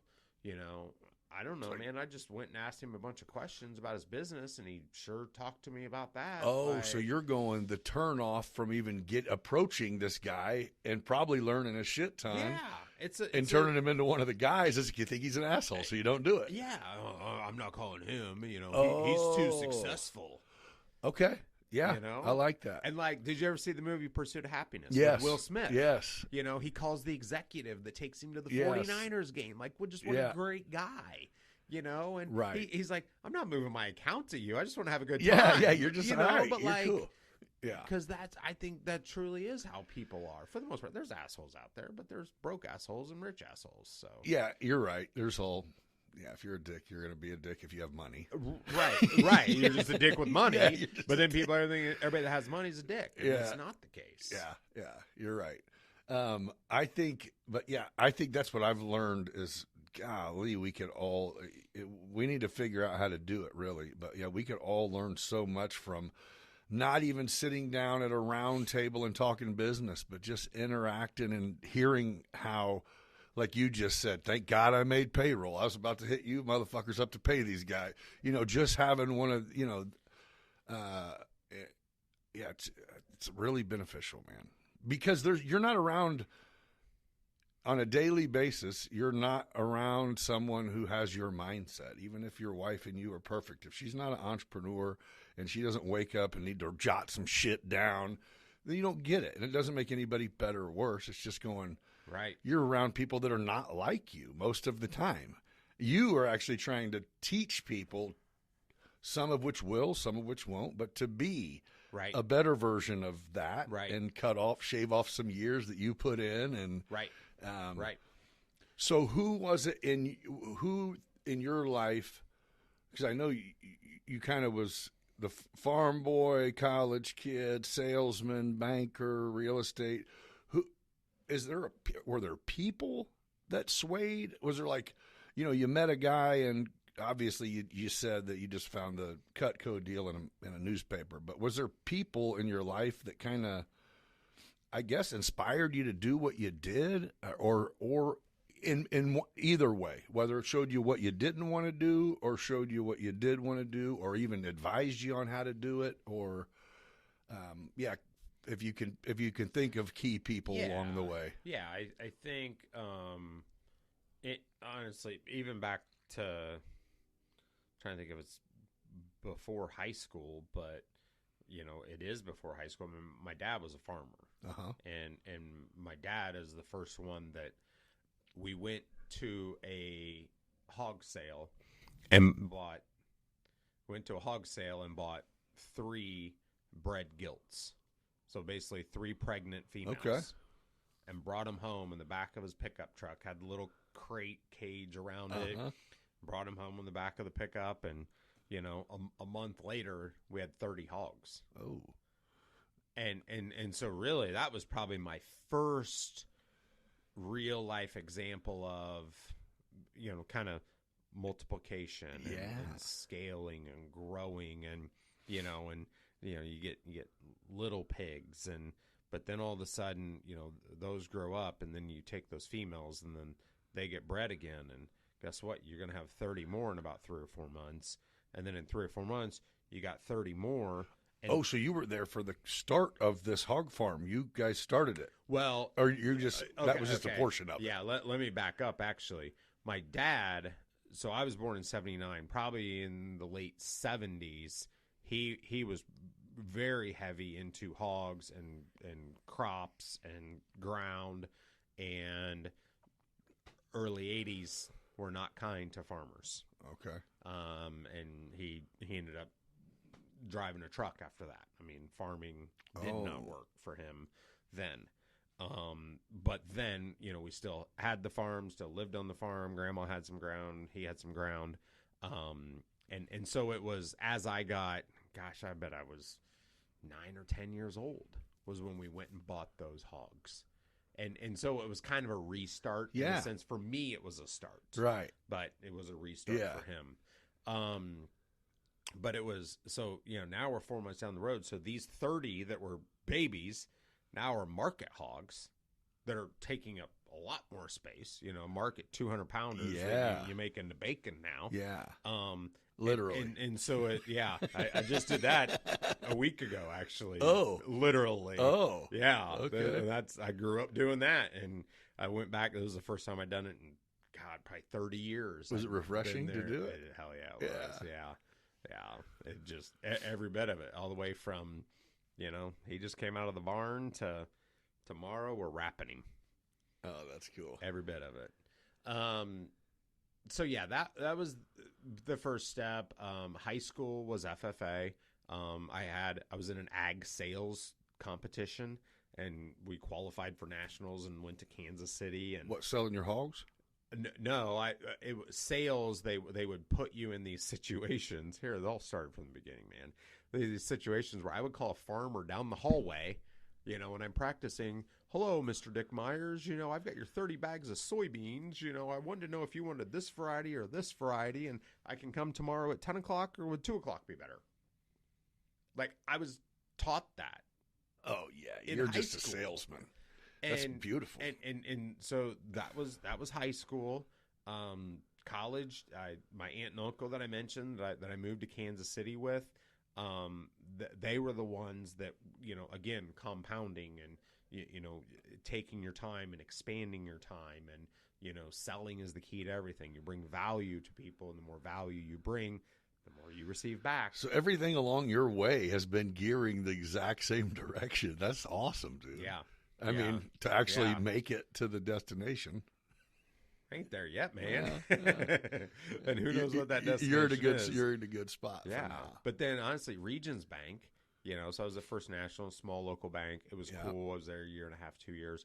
Regions Bank, once a year, they sent us all to Belleville for 3 days, put us in hotels, fed us, put us in rooms, made us read scripts, put us on video doing these scripts, and then we'd come back into the classroom and watch everybody's recording on video about open-ended questions, needs-based questioning, features benefit questioning, like all these things. I was all about it. And hell yeah, I was class leader too, because I'm like, I'm doing this. I'm not afraid to do this. I love that we're on video. That's one of the things I'm missing in my sales company right now is I think we need to be doing more role playing and video practicing. Yeah. Because that was so instrumental for me. Dude, that's impressive. You know what's cool? That I don't know if you have anything to do with it or not. I know Blake does. That CEO group. My son's in it. My high school senior son is in it right now. So there's the Mount Zion one? Yeah. So St. Teresa has 5 kids. Is there one called Central Illinois? Central Illinois is Maroa. Okay. And maybe so Winsboro. I had a conversation, and I've heard nothing but there's great things about it. But I had a conversation with someone just the other day who used to, for the Central Illinois one, I think for a year or so, was a mentor, which I didn't even know exactly how the whole setup was, and she broke it down for me, and I was like, okay. And she goes, but what we did on day one was, everyone volunteering is a professional. Yeah. And we come in, and these high school kids roll in the door, and it was like speed dating. We networked with all of them, and she's like, we are pretty much leading. It goes from the first time we all meet, we're like trying to lead them uncomfortable ass kids and had a conversation. She's like, the reward of like 3 months going by, and these kids coming in with blazers on and opening the door, and it was just like, dude, that's stuff that you don't learn, like really important things. You can be a brainiac, dude, and you can be this. Yeah, you could be the smartest person ever I guess you can still be successful, but you can't be happy if you can't communicate. you can't talk to people. But you know what I mean? It's like just to be able to have the comfort. I think just being having the fear of talking to people removed is crazy before you go into college even. You know what I mean? Because I think you take a speaking class not because you need to learn how to speak. You just need to learn how to talk without it mattering, and it doesn't matter. There's my wife sent me a book recently, and I've known about this book for a long time, or I've known this adage. But my son Jack's in high school, just hasn't done great in school. He's doing great now, senior, whatever. But it was always just harder. You know, right? It just didn't click, and the formatting and just the comprehension. And finally, my wife found a book that said why A students end up working for C students. So the brainiac that becomes the engineer or the lawyer or the architect or the accountant, who do they work for? Yeah, company. They work for a company that, you don't have to be any of those to own the company. That eventually, some startup like ourselves is going, man, I really need an accountant. No shit. Like, and you're right. And so it's like the different personalities of who can start the company versus who do you need? You need the brainiacs. Yeah. So the brainiacs become that because they want to work for that company. Absolutely. Absolutely. I mean, right. It's full circle. So the CEO group, they came into our office, and I went out around the room. I said, obviously what's your name, but like, what's your interest? Like, what about business are you interested in?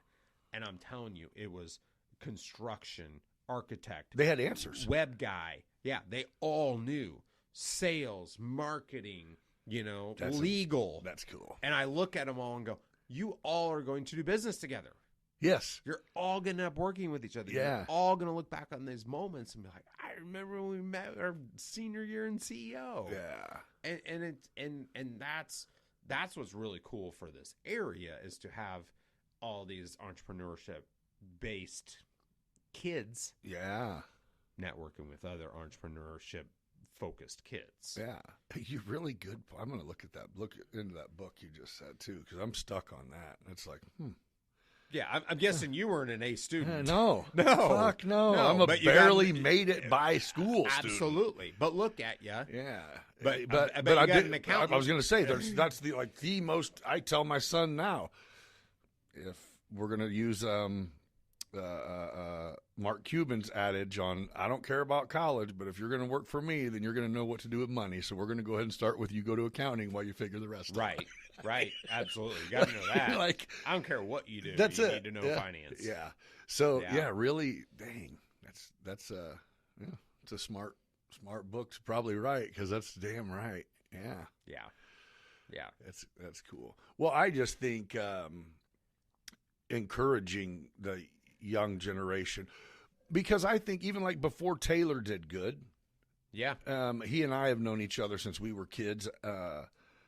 And it was almost like until you're doing well, you either talk about it and we know you're lying to act like you're doing good, or you don't talk about it because no one wants to talk about themselves not doing well. So it's almost like a secret until now, when I know now shit's been going well, and in the last 5-10 years, we can talk about it. But it's like, man, the best times would have been is when the struggle was happening, to go, how do I get out of it? I'm the same way, though. I'm not going to show up and go, I wish these fucking state would cut some checks for this contractor company. You know what I mean? It's because in my mind, I go, what is that? What can you do? But the truth is, you might go, who in Springfield cuts them checks? Right. You know what I mean? You never know who you're sitting with, which I think that's it. There's a way to go, hey, it's not people getting around to say, having a pissing contest. It's people getting around going, hey, real life is unpredictable. And I think that's, in real life, you need help. For too. Sure. And I think that's another thing that of recent I've become more comfortable with is you go through that phase where everything's awesome. I started this company. It's great. Yeah. It's awesome. It's perfect. It's wonderful. It's Those the are best fun. thing we ever did. And in reality, it's like it's the scariest damn thing we ever Yeah. did. It's And like you those only are have money some in of the bank because you borrowed it. toughest years. Yeah. Yeah. Yeah. And so you go through that, and maybe that's the fake it till you make it phase. Right. But I think there's another phase there where, even before you make it, you're not faking it anymore. And, back to the you're in the hole and you just keep digging, or you widen the hole and keep digging out. Yeah. Like, honestly, that's kind of where I feel like I'm at right now. It's like, okay, how do I really get all me this too. together and get all these people working together? And, I need more A students to come on and help me out, or just people that are really good at this, because I'm not good at that and I don't want to be good at it. I'm really Right. good over here. I think this is a pivotal time too, of just getting the right people on board. Right. And back to the seats on the bus too. Dude, the team is a must. Yeah. dude. I mean, and then the right seat on the bus too. Right. Well, I mean, you guys seem to be putting the pieces together pretty well over there, man. I mean, I'm just saying, if you're still, I do get what you mean on, it's not you're not done. out of the hole, but you're like, hey, at least you have a set of stairs built out of the hole. If you wanted to get out, you Right. could. I can see a light I have a horizon Yeah, now, yeah. Where before it was like, It was am like, I yep, I'm doing? stuck. Yeah. They say to Anybody stop. want a knife? They say, yeah. Okay. So that's funny because, you asked how I got into real estate. Yeah. So I always, from the time I got out of selling knives, I always kept a knife book, a sales book. Uh-huh. And I always kept order forms, because I always said I could always go sell knives. I could literally always go sell knives. Right. And so then when I was at the bank, I was at Regions Bank, who went through a foreclosure crisis and mortgage crisis, and people got laid off. Yeah. So I always kept a file with my resume, reasonably updated. On the inside of that file, I had who would I go apply to? Who would I go work with, or what would I do? Would I go sell insurance? Would I go? Oh, be a so you were stockbroker? making a list as the time went on. Yeah. If you ran across the place, you'd be like, Well, or if put Brinkotter at the top of that list. if they came in and said, "Hey, sorry, today's your last day," I needed a plan, Yeah. and that was part of my plan. I don't remember if real estate was actually on the list. Okay. But what did happen was Kent Fitzgerald was the commercial appraiser in town. He was the only commercial appraiser here. He had an office down by the winery. We did our MBA at Milliken in successive years, so I got to know each other. Another one of those kind of pick his brain, learn from him types. He passed away one Tuesday morning in his office, very unexpectedly. Just boom, gone. The commercial appraiser for Macon County passes away. The only one. The only one. Okay. So a year later, I'm banker trying to get somebody to do an appraisal on a property. I don't remember what the property was. I'm surprised I don't, because I usually do. I got guys from Champaign and Springfield charging double what I was paying.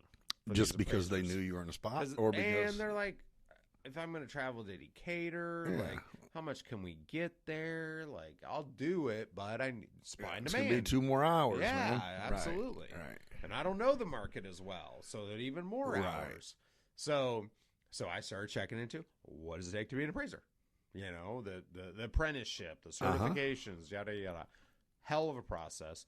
Way more difficult than it should be, because it is truly a over a year-long process, barrier to entry. Whole different project to actually be an appraiser. But I was checking into it. I went to Carla Brinkotter and I said, "Hey, this, this is what I'm thinking.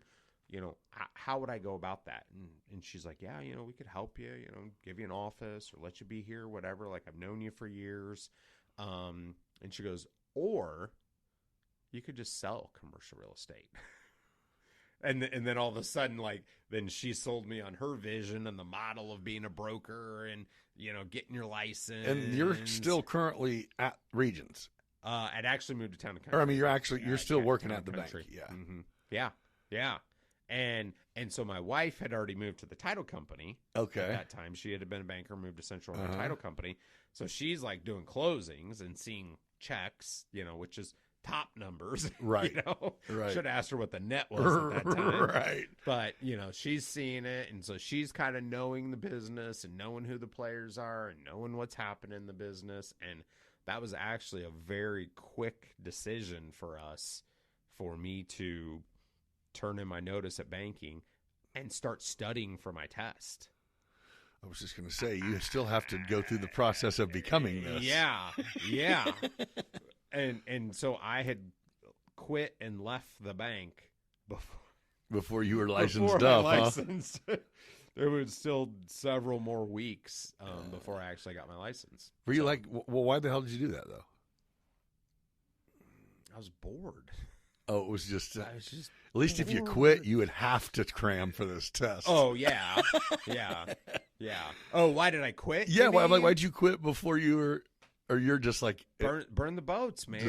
all right, I got you. My decision's made. My head's here. I would feel like I'm lying and stealing from the bank to be here and keep getting paid while I'm in here. Really, my head's here. I'm like, Yeah. I'm not doing new loans. I'm not doing this anymore. It was just Right. burn the boats and go for it. And Yeah, did it. luckily, I passed them the first time, but Right. because a lot of people don't. Right. Actually, I hear that too. because I used to be like, man, it's easy. It's no big deal. Right. And I Now I'm you like, hold that back, really? okay. Really? It's not that. So I get it. yeah, it's wild, man. That's cool, though. That's the. I shouldn't probably. I'll take this out, but I'm going to tell the story anyway. So my daughter was like, she's 27, and a couple years ago, she's like, can women fly drones? And I'm like, what fuck are you like? What type of question is that? You know what I mean? Right. Of course is the Right. answer. Right. It's a toy. It's a remote control Right. car Yeah. controller. It's a video game. Yeah, exactly. Yeah. Yeah, you can do it. She's like, man, well, is there any money? I said, it's just like anything. You got to market yourself. You got to be good at it. You got to whatever, Right. And so she's like, I think I would be interested in doing it. And I said, I think I'd be interested in giving you some work if you did. And she's like, okay. How do I go about doing this? I'm going to send you a YouTube video. It's an hour and 20 minutes long. I said, this guy, it's all the basics, but you can watch this, and at the end of it, you'll know if you want to pursue it further, if you're just like, that is not what I thought flying a drone was about. Right. And she watched it, was like, oh, yeah, when can I take this test? I said, oh, you're not ready for that. Right. I'm just saying, you heard it. I said, I got every book he referenced I have here. Look through them. Then I put her on this course that you go through, and they say if you go through this whatever thing the thing they have designed, if you pass it with 90%, then you're guaranteed to get your whatever your license. Yeah. I didn't do any of that shit, and I didn't miss any. So I'm even going, I'm going to over prepare you, but it's not hard. Right. And she fucking bombed it and was like, well, I think I have to wait 30 days. And I was like, yeah, I go, but I'm not, I paid for you to get your license. You know what I'm saying? Like, so you have to now, I paid for the you pay for that one. Give me the one I paid for. You know what I mean? Right. Exactly. And yeah, I think she was just like, dude, this is not just, you made it sound like it was just flying a drone. I go, well, that part you it isn't. is. Yeah, that part isn't. That's the shitty part. Right. That's the part you don't need to know. And that's how real estate is. It's like everything is, I think. It's learn what you have to, but it all matters. It's just, I think it's hard, and it's got to be hard for you, for everything not to be so, like, how do you teach something when you're like, it's easy, like, it's simple. You just do this. It's simple. Even in the time that you and I, you had an open house and we did a thing from the lake and on post. And I just met Aaron. Yeah. And so when we He shot was that, brand new, I was going to too. say we shot that little thing, and I remember your like coaching was like, all right, so I'll kick it off and say something, then it'll go to you. Make sure you speak up. Yeah. He's looking like, come again? Like, but I love it. Like that is, Yeah. it's funny to see because you're a natural, and now I see why it's easier. And you're a person who prefers, like, let me get on and just talk. Let me get on and talk, and you're comfortable with it. And it comes across that way because you'll probably never read a teleprompter. You know what I mean? You can just, you know what you have to say. Right. And if I got to read it, then I'm going to be like this. Yeah, absolutely. Yeah. And you'll say it all monotone. Yeah. And But no, I think it's cool.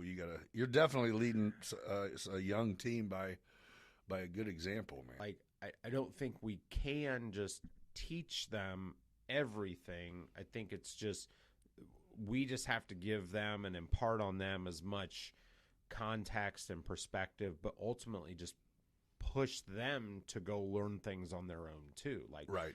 You can't teach everything. You just learn on every situation you get into.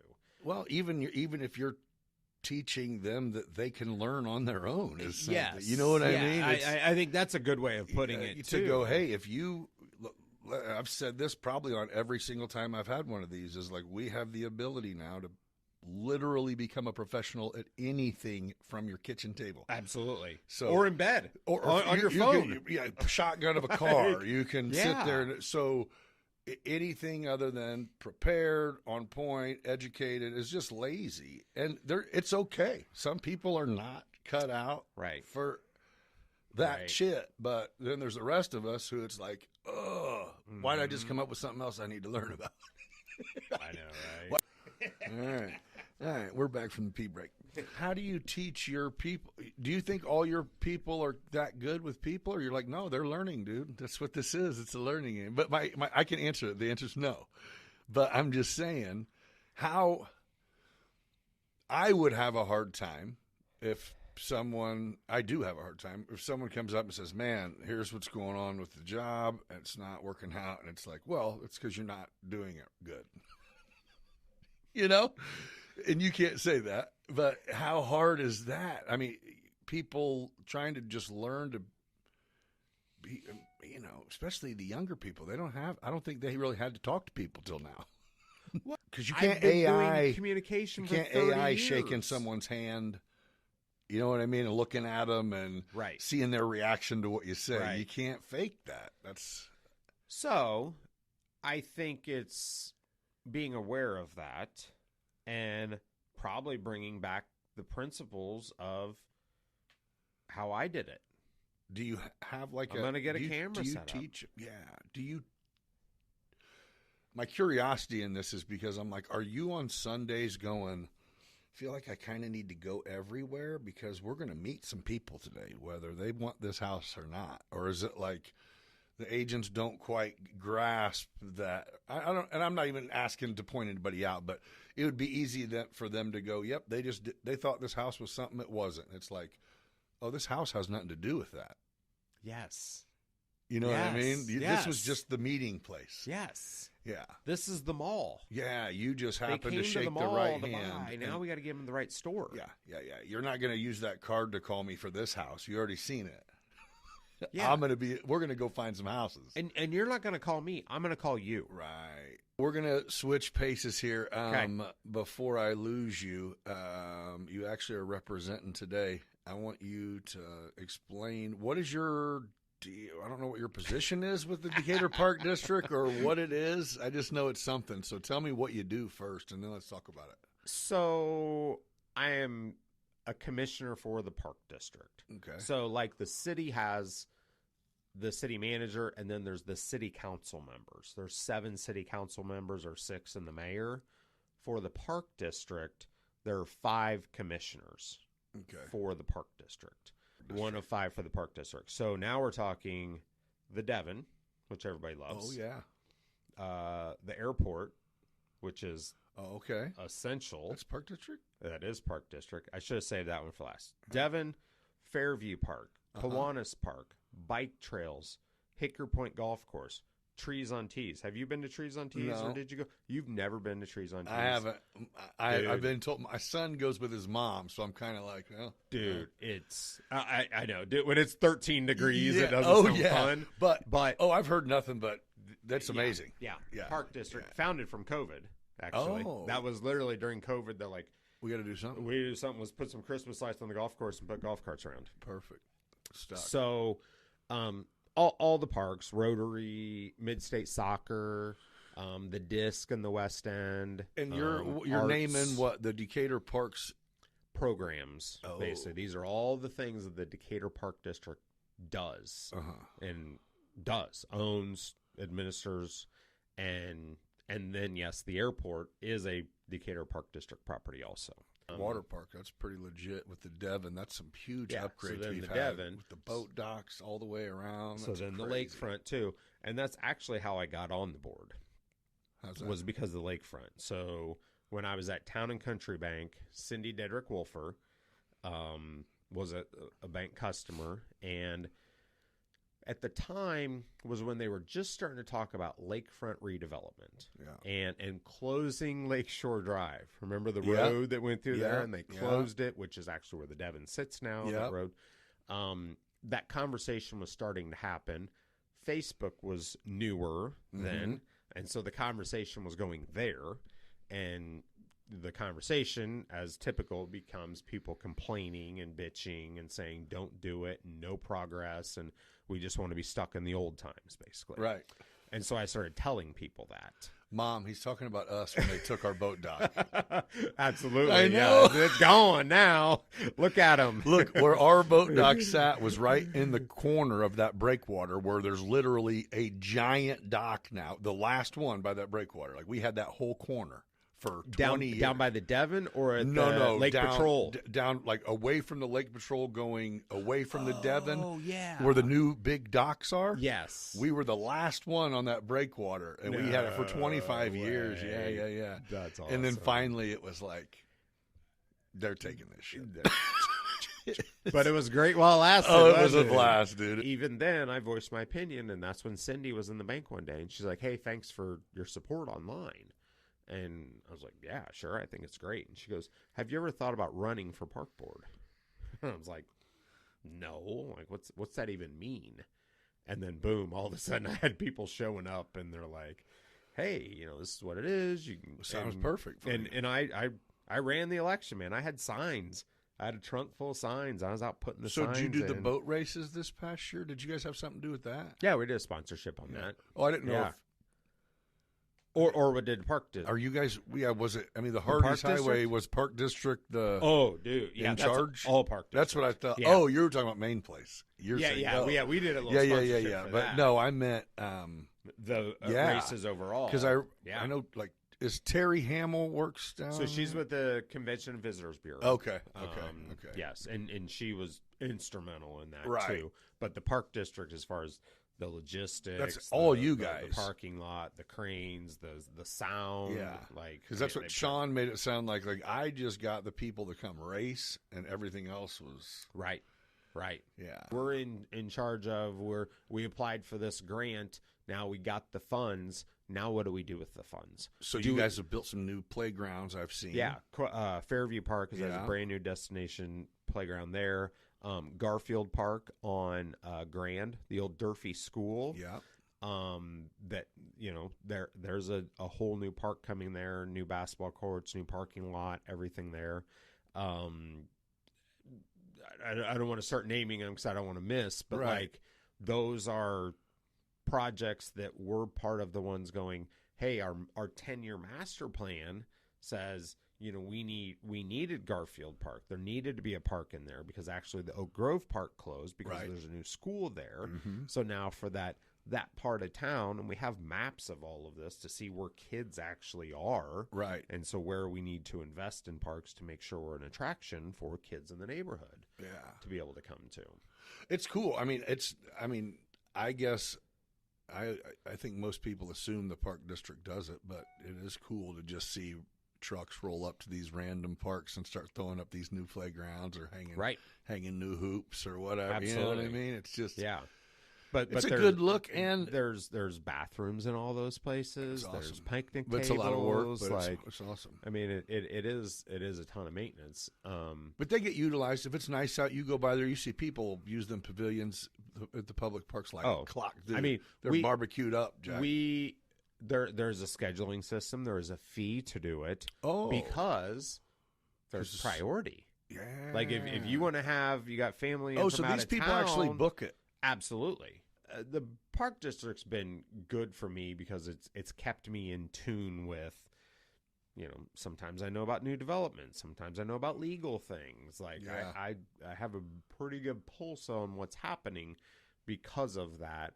And it's just a good thing too. And I think as a community too, what we have to be aware of and probably start talking more about is we need more people that are stepping up for these boards.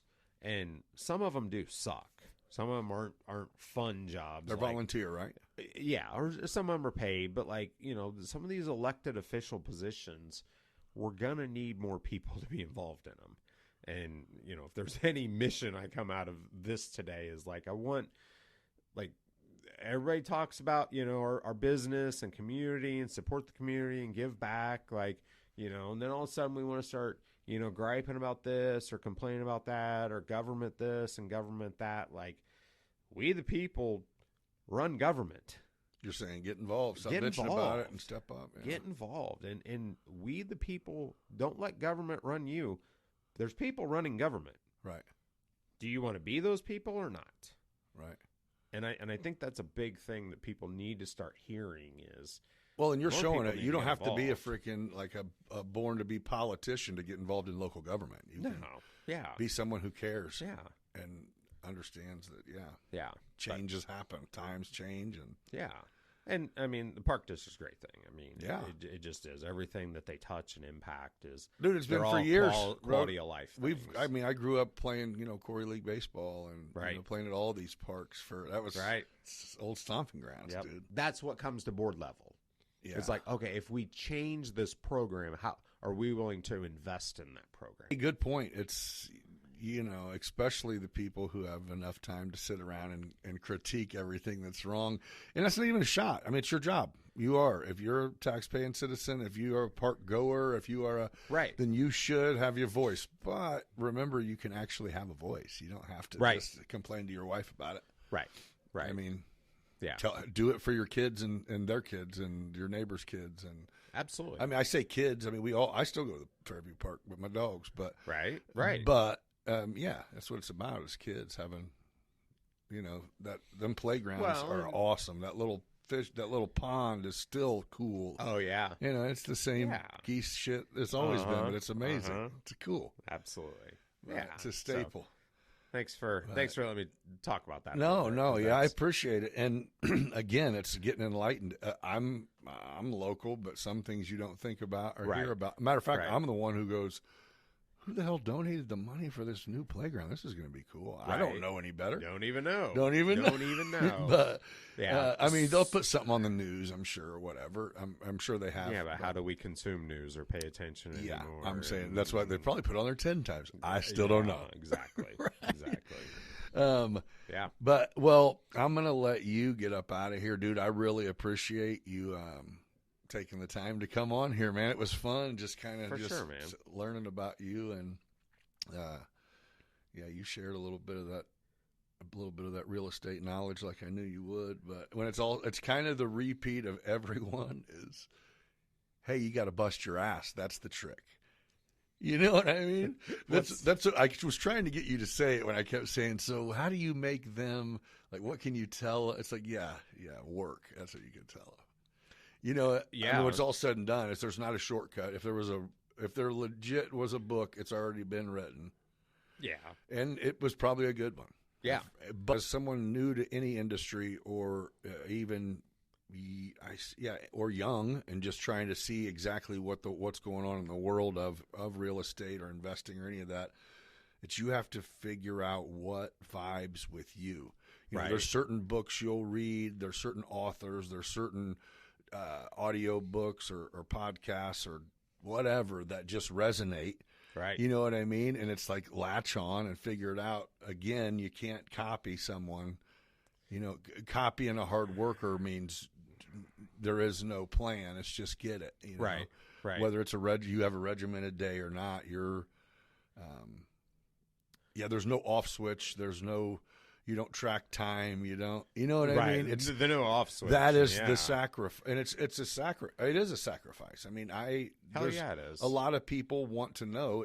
At least, even if it's not till 6 o'clock, at this time I get to do this, and it takes a special type of C student to be off enough just to keep shit moving, man. And I love it. I love that about you. And I think it's being a student of the business, like whatever the business is. You know, Taylor knows horticulture. You know, like he's a student of it, studies of it, master watch the shows, master that shit, whatever it is. And it's, I mean, the last author I'll close with is Grant Cardone, and he had Be Obsessed. That's a good one. Or Be Average. Yeah. And that's my, like, you have to be obsessed. Yeah. Yeah. Again, something you can't learn. Yeah. You know if you're there though. Yeah. You know what I mean? I love it, dude. I think that there's everyone you're probably working around is really lucky to be in a situation where they have someone like you that, again, you do have to learn on your own. You do have to have your own experiences. You do have to learn how to teach yourself. But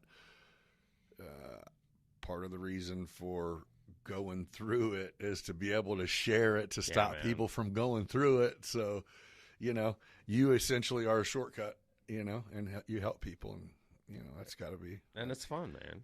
It is. It's fun. It is. You enjoy it, and you can, and it shows. Yeah. Appreciate it. All right, dude. Well, thanks again. For sure. And, hey, thanks for joining me on Beyond Business. We'll catch you on the next one. Be kind to each other. Peace out. You on the ride, talking about life, not just that paper. Doing it big, ain't no time for a hater. People yap behind his back, but we rise like the sun. Gather round, fam, we just having some fun. Beyond business, it's a vibe, feel that thrill, getting intimate. May even get your heart filled. Meeting the legends, those raw and real. Digging deep thoughts, show you how to feel. From the block to the boardroom, we making that move. Beyond business, baby, yeah, we got the groove. Shout out to the hustlers, the real street thugs. We all eat together, no need for the shrugs. Yeah, you blessed with the gift, determined to thrive. Nick's breaking it down, keeping that fire alive. Let's go deep like the ocean, no bluff. Beyond business, baby, we can't get enough.